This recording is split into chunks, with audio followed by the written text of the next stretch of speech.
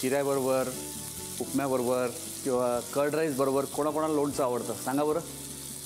मला माहिती आहे सगळ्यांना आवडतं, मलाही आवडतं. आता ह्या आचारचा जो फ्लेवर आहे ना ह्याच्यामध्ये खूप मस्त येणार आहे. त्याच्यामध्ये थोडा आणखीन हे टाकतोय आचार. वा,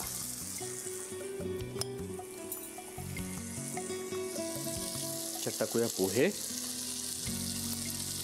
आता खरी मजा येणार आहे.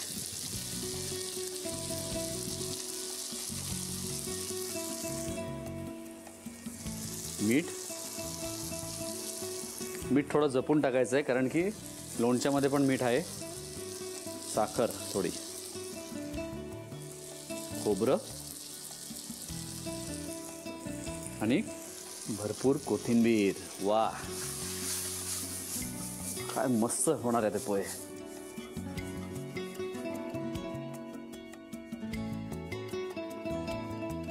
बघा काय रंग आलाय छान. मी एक काम करतोय ना, याला ना आता वाफ आणायला पाहिजे म्हणजे ते पोहे व्यवस्थित शिजतील. बस,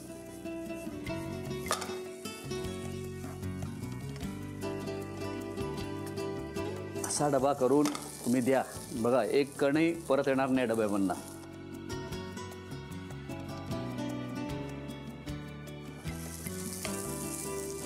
आता मी काम करतोय, गॅस कमी केलेला आहे आणि याच्यावर थोडं खोबरं टाकतो छान, थोडी कोथिंबीर. वाह, आणि याला आता झाकून ठेवतो. याला एक वाफ आणतो, एक 5 ते 10 मिनटं याला वाफ येऊ दे म्हणजे पोहे व्यवस्थित आणखीन सॉफ्ट होतील आणि सगळ्या गोष्टींची चव एकत्र येईल, पोह्यांना लागेल छान. मी हे करून घेतो आणि नंतर प्लेटमध्ये काढून घेतो. तोपर्यंत तुम्ही साहित्य आणि कृती लिहून घ्या.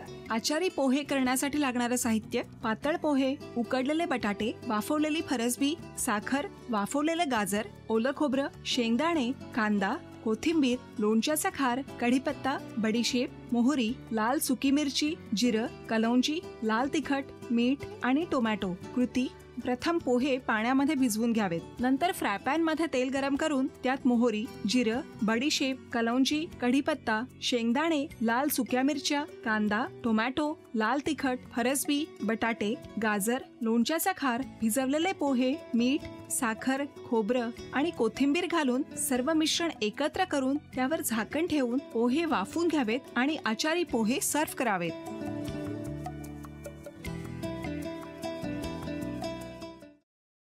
Paneer mushroom stick with barbecue sauce करण्यासाठी लागणारे साहित्य: किसलेलं गाजर, उकडलेला बटाटा, पनीर, तांदूळाचं पीठ, रवा, मटार, मशरूम, कोबी, मीठ, मिरची, कोथिंबीर आणि बार्बेक्यू सॉस. कृती: प्रथम एका बाउलमध्ये किसलेलं गाजर, उकडलेला बटाटा, कुस्करलेलं पनीर, मटार, मशरूम, हिरवी मिरची, कोथिंबीर, कोबी, मीठ आणि तांदूळाचं पीठ घालून सर्व एकजीव करून घ्यावं. तयार मिश्रणाच्या स्टिक बनवून रव्यामध्ये घोळवून गरम तेलात तळून घ्याव्यात आणि सर्व्ह कराव्यात.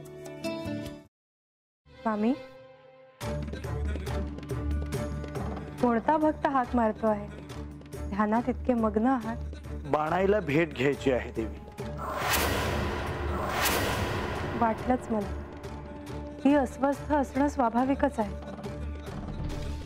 तिच्या दृष्टीने हे सारंच गोंधळून टाकणार आहे.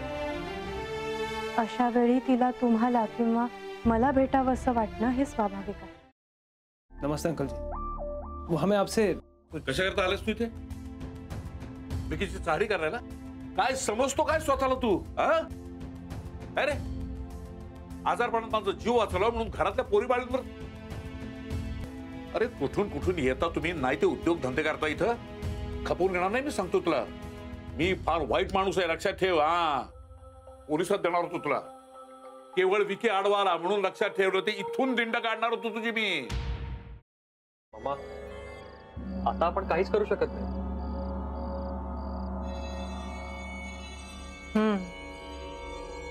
पण आर्चिस, हे असं कसं शक्य आहे? आपण तर सगळे आवाज रेकॉर्ड केले होते ना, राईट? हो. मग हे असे कोणते आवाज रेकॉर्ड झाले जे आपल्याला ऐकूच आले नाहीत? I mean, how can it be possible?